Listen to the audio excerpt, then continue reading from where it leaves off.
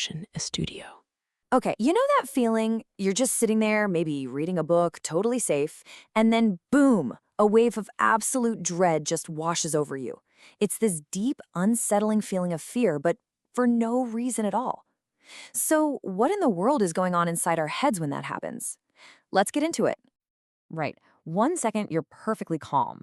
The next, your chest gets tight, your heart starts pounding.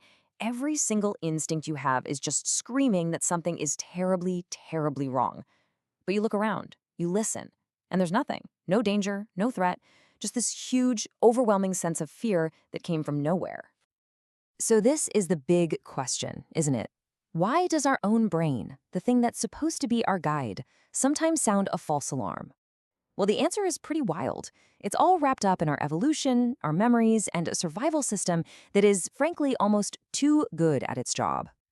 Okay, so the key to this whole puzzle is actually pretty simple, but it's so important.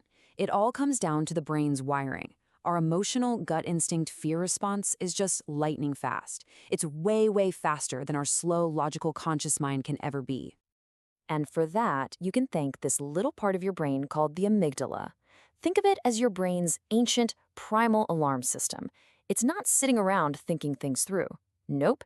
Its only job is to sniff out potential threats and slam the panic button immediately. We're talking milliseconds here, a reaction so fast your thinking brain is still trying to figure out what just happened.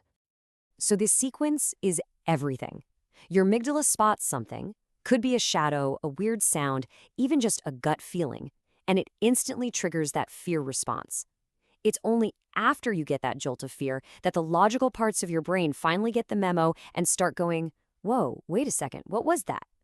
And that delay, that's exactly why the fear feels so random and totally unexplained. You see, at the end of the day, your brain is operating on a better safe than sorry principle. Evolutionarily speaking, 1,000 false alarms are a tiny price to pay for surviving one single real threat.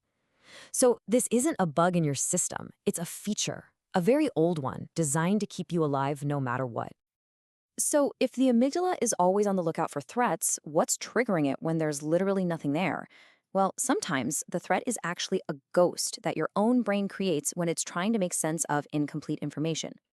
This happens all the time at night, right? When it's dark and quiet, your senses just aren't getting a lot of data. And your brain hates a vacuum. It hates not knowing. So it starts filling in the blanks. And what's the safest assumption for a survival machine? Well, that strange creak must be a predator. That shadow in the corner must be an intruder. Your brain just defaults to the worst-case scenario to keep you safe. But here's a twist. The trigger isn't always something outside of you. Sometimes that false alarm starts from inside your own body. Think about it. Let's say you have a random muscle twitch, or your heart skips a beat because, you had one too many cups of coffee. Your brain detects this physical signal, and its logic circuit goes into overdrive. It asks itself, hey, why is my heart racing? Why are my muscles tensing up? And if it can't find a good reason outside, it just assumes there must be an unseen danger, and it creates the feeling of fear to explain the physical sensation. Now, let's talk about another huge source of these phantom fears, memory. Our past experiences can leave these powerful emotional echoes that bounce around in the present, a lot of times without us even knowing it. See, your brain stores emotional memories, especially fear, in a totally different way than it stores, say, facts for a test. They aren't filed away neatly with a date on them. They're raw, they're powerful, and they can be reactivated in an instant, making a past threat feel like it is happening right now. The danger could be years ago, but the physical reaction is immediate. And the crazy part is, the triggers for these old fears can be incredibly subtle. It might not even be a conscious memory. It could be a weird quality of light, a specific kind of silence in a house, or a smell you can't quite place. Your conscious mind has no idea what the connection is, but your amygdala, oh, it remembers, and it sounds the alarm based on a ghostly echo from your past. So, we've seen how false alarms can pop up because of sensory gaps and memory echoes, but what happens when that alarm system becomes hypersensitive and just gets stuck in the on position? To really get this, we have to talk about why these false alarms feel so intensely real.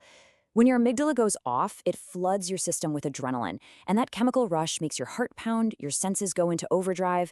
This powerful physical reaction then basically confirms to your brain that the danger must be real, which creates this vicious feedback loop. It makes it almost impossible to just tell yourself to calm down. Now, here's the thing. If you're under a lot of stress for a long time or dealing with chronic anxiety, your brain can get locked into this state of hypervigilance. Your amygdala basically turns up its own sensitivity, lowering the bar for what it considers a threat. The survival system just stops shutting off, and you're left constantly scanning for danger, everywhere. And this is when it gets really serious. When your system is that overactive, fear can become its own engine. It doesn't need a sound in the dark or a weird muscle twitch anymore. The whole system is so primed for danger that it can just generate that feeling of dread all by itself. And that can lead to this constant, low humming background of anxiety and unease. So, the most important thing to take away from all of this is that the sudden, baseless fear you sometimes feel, it is not a sign of weakness. It's the echo of an ancient survival system that was designed to protect our ancestors in a really dangerous world. It's a protection mechanism that, in our weird modern lives, is just misfiring. Understanding that might not make the feeling go away, but it completely reframes the mystery. It turns a terrifying experience into a pretty profound insight into how we're all built to survive.